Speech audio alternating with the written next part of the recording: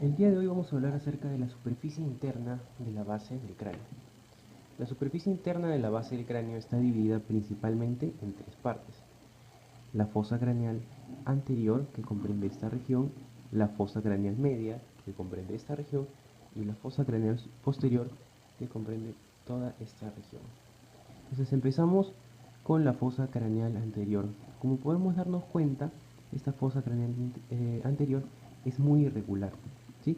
Presenta estas irregularidades debido a que son unas impresiones que van a dejar las circunvoluciones, en este caso a nivel del lóbulo frontal.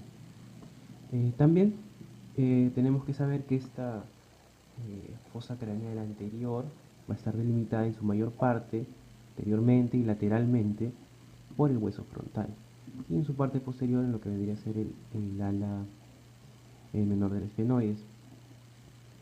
Pero las estructuras más importantes que tenemos que identificar, en este caso en la base del cráneo, son los agujeros. Entonces, en la fosa craneal anterior vemos que justamente salen en orden. En este caso, ¿dónde podemos encontrar el primer par craneal, nervio olfatorio? Aquí. Primero ubicamos esa estructura que sobresale, esta apófisis, denominada apófisis cristagal, perteneciente al hueso etmoides. Y a ambos lados, si realizamos un zoom, podemos notar que existen unas láminas que están perforadas, denominadas lámina criosa. A través de estas pequeñas perforaciones, estos pequeños agujeros, van a estar saliendo hacia el bulbo olfatorio los filetes del primer par craneal, el nervio olfatorio. Luego nos dirigimos un poco hacia atrás y vamos a poder encontrar también lo que vendría a ser estos dos agujeros de aquí, que son los agujeros ópticos. Estos agujeros ópticos van a comunicar hacia la cavidad orbitaria, lo que sería una rama de la arteria carótida interna, que es la arteria oftálmica, y a su vez el segundo par craneal, el nervio óptico. Aquí hay un surco, un surco quiasmático, en el cual está recorriendo, aquí está el quiasma, el cruce de las cintillas ópticas, y se está dividiendo ya en los dos nervios ópticos, cada uno ingresa a uno de los respectivos agujeros ópticos. Ahora, un poco más, si inclinamos nuestra base, podemos notar que aquí hay unas hendiduras, ¿sí? Unos agujeros un poco largos denominados hendiduras esfenoidales, a través de las cuales van a ingresar algunos nervios que se van a dirigir a inervar sobre todo a la motilidad, entre otras funciones, del globo ocular. Principalmente nos habíamos quedado en el nervio número 2, en el par craneal número 2, el par óptico. Entonces vamos a seguir continuando hacia aquí. El par craneal número 3 ingresa por aquí también. El nervio oculomotor o motor ocular común. También ingresa el nervio patético o troclear. El quinto 1, el nervio oftálmico. Y el motor ocular externo, el par número 6. Les acabo de mencionar el nervio quinto 1. ¿A qué nos referimos con quinto 1? Como ya sabemos, el nervio quinto o quinto par craneal es el nervio trigémino. Entonces, este nervio trigémino, que tiene su origen aparente a nivel de los pedúnculos cerebelosos medios, sale como un nervio trigémino propiamente dicho, pero se forma un ganglio, ¿sí? Este ganglio va a estar denominado el ganglio del trigémino de quinto par, o también denominado el ganglio de Gasser. Ganglio de Gasser. ¿Sí? ¿Y por qué se llama nervio trigémino? ¿Por qué? Porque este nervio trigémino se va a dividir principalmente en tres ramas. Una rama superior, que sería el nervio quinto 1, una rama media, que sería el nervio quinto 2, y una rama inferior, que sería el nervio quinto 3. Usualmente se denomina el nervio quinto 1 nervio oftálmico, al nervio quinto 2 se le denomina nervio maxilar superior o maxilar, y el nervio quinto 3 se le denomina el nervio mandibular o maxilar inferior. Entonces, eh, para repasar, a través de esta hendidura esfenoidal estarían pasando el par craneal número 3, el par craneal número 4, el par craneal quinto 1 y el par craneal número 6. Si continuamos aquí, en la fosa craneal media, podemos notar la presencia de este pequeño agujero, que sería el agujero redondo mayor. A través de este agujero redondo mayor estaría pasando el nervio quinto 2. Más abajo del nervio redondo, del agujero redondo mayor, encontramos este agujero que tiene forma en sí ovalada y que por eso lleva el nombre de agujero oval, a través del cual va a estar pasando ya el último ramo del nervio trigémino, el quinto 3. Luego, un poco más abajo, vamos a encontrar a este pequeño agujero de acá, que va a ser denominado redondo menor, a través del cual va a ingresar una arteria, que es la denominada arteria meningia media, la cual va a recorrer por aquí, por la porción escamosa, el hueso temporal, y bueno, pues va a dejar algunas impresiones a nivel de los huesos.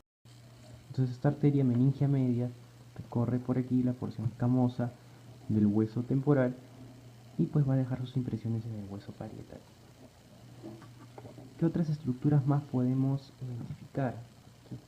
Podemos identificar a nivel del hueso esfenoides estas dos apófisis, que serían las apófisis clinoides anteriores. Luego observamos esta pequeña excavación, que vendría a ser la silla turca, donde estaría encontrándose, ubicándose ahí, descansando la glándula hipófisis. Luego vuelve a crecer esta estructura ósea y nos encontramos con las apófisis clinoides posteriores.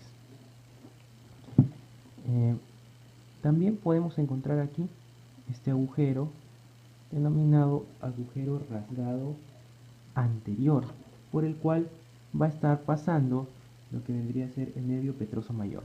¿Sí? Entonces el nervio petroso mayor estaría discurriendo por aquí, junto, al momento que entra estaría en cierta forma yendo al lado de la arteria carótida interna en su porción lateral y un poco más hacia abajo se estaría juntando con el nervio petroso profundo para ya dar origen al nervio del conducto mediano. Pero lo más importante lo tenemos también aquí al lado, que sería el conducto carotidio, por el cual estaría ingresando también aquí a un lado la arteria carótida interna. ¿Sí? En este caso podemos ver aquí un poco más de cerca los agujeros redondo mayor, oval, redondo menor, el conducto carotidio y el agujero rasgado anterior. El agujero se llama rasgado anterior, por lo tanto debería haber un agujero rasgado posterior, pero algunas literaturas también tal vez puedan confundirnos un poco y a este simplemente le pueden llamar agujero rasgado y a este le pueden llamar agujero yugular. De todas formas, siempre vale aclarar, como es el caso de aquí también, al agujero redondo mayor a veces se le suele denominar simplemente agujero redondo y al agujero redondo menor se le suele denominar espinoso. Cualquiera de los dos es válido. Entonces continuamos con lo que vendría a ser la porción petrosa, ¿no? Este es el peñasco del hueso temporal de ambos lados. Bueno, algunos puntos principales o algunas cosas principales que tenemos que observar sería en este caso, por ejemplo aquí, esta eminencia, ¿no? Que tiene forma de arco, si lo ponemos un poco así, que es la denominada eminencia arcuata o eminencia arqueada, cualquiera de las dos, correcta, y que se relaciona con el conducto semicircular anterior. En este lado tenemos lo que vendría a ser el tectum tympani o techo del tímpano. Y lo que les había hablado hace un momento, el trigémino tenía un ganglio que era el ganglio del trigémino o ganglio de Gasser. Y ese ganglio va a estar ubicado en una pequeña fosita, denominada la fosita o la fosa del ganglio de Gasser o del ganglio del trigémino. Entonces a partir de este nivel, esta fosa, este ganglio, estaría dando sus ramos quinto 1 hacia el enduro esfenoidal, su ramo quinto 2 hacia el redondo mayor y su ramo quinto 3 hacia el agujero oval. Otras estructuras que podemos encontrar aquí en temporal sería este pequeño conducto, bueno, este gran conducto denominado el conducto auditivo interno. Si recordamos un poco, nos habíamos quedado en el nervio, en el par número 6, el motor ocular externo. Entonces, a nivel de conducto auditivo interno estarán pasando el nervio número 7, el par craneal número 7, el facial, y el par craneal número 8, el nervio vestíbulo coclear o llamado también auditivo. Además, va a estar ingresando una arteria denominada la arteria laberíntica o arteria auditiva interna. Y entre el par séptimo y el par octavo va a estar ingresando el nervio intermedio de Reisberg o 7 pis. Un poco más hacia abajo de este conducto auditivo interno, logramos ver este conducto que ya habíamos mencionado antes, que es el agujero rasgado posterior o denominado también conducto yugular. Y se denomina conducto yugular porque a partir de ese agujero es que se va a formar la vena yugular interna. Pero ¿qué pares craneales atravesaban o atraviesan este conducto rasgado posterior o agujero yugular? Si entonces aquí no quedamos hasta el octavo, aquí estarían pasando el noveno, el glosofaringio, el décimo, el vago o neumogástrico, y el onceavo, el accesorio o espinal.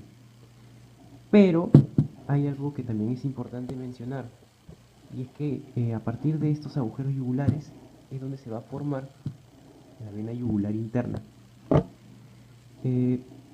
La confluencia, va a haber una confluencia de senos, seno superior, todo lo que es el drenaje, seno cavernoso, y toda esta sangre venosa tiene que de alguna u otra forma salir de la cabeza. Entonces eso lo va a hacer a través de esa yugular interna. Pero ¿cómo sucede esto? Nos ubicamos aquí a nivel de la cresta occipital interna y esta cresta occipital interna nosotros vamos a reconocer una estructura denominada la prensa de Erófilo, la cual va a estar desembocando los senos inferiores, los senos superiores, todo lo que es el drenaje venoso. ¿Para qué? Para formar aquí, podemos ver los senos transversos. Entonces estos senos transversos se dirigen en esta dirección, bajan formando un seno llamado seno sigmoide o sigmoideo, y en ese seno sigmoideo va a llegar el drenaje del seno cavernoso que se encontraría por aquí a través del seno petroso superior, seno petroso inferior, y a este nivel ya se estaría formando, después de toda esta confluencia de senos, la vena yugular interna. Entonces, agujero, rasgado posterior, agujero yugular, en los pares noveno, décimo y onceavo. Y el nacimiento de la yugular interna formada por la confluencia de varios senos, ¿no? Principalmente aquí el origen de los senos transversos. Ahora nos queda pues ver este agujero, nos habíamos quedado en el par 11. Este agujero lleva el nombre del mismo par, el par doceavo, el agujero del hipogloso. Aquí lo podemos ver, tarda hacer un zoom. Podemos ver el agujero del hipogloso a este lado y a este lado de igual forma. Por último, nos queda mencionar también la presencia de este agujero, el más grande de todos, ¿no? Que sería el agujero magno o el agujero occipital, a través del cual estaría pues ingresando lo que vendría a ser el bulbo raquídeo con una porción a veces de la médula espinal, las arterias vertebrales que ingresarían de esta forma para pues formar la arteria basilar, y ya ahí veríamos todo lo que sería la irrigación del encéfalo, del cerebro, el cerebelo, el tronco. Ingresan también las meninges, ¿sí? Espero que les haya servido. Gracias.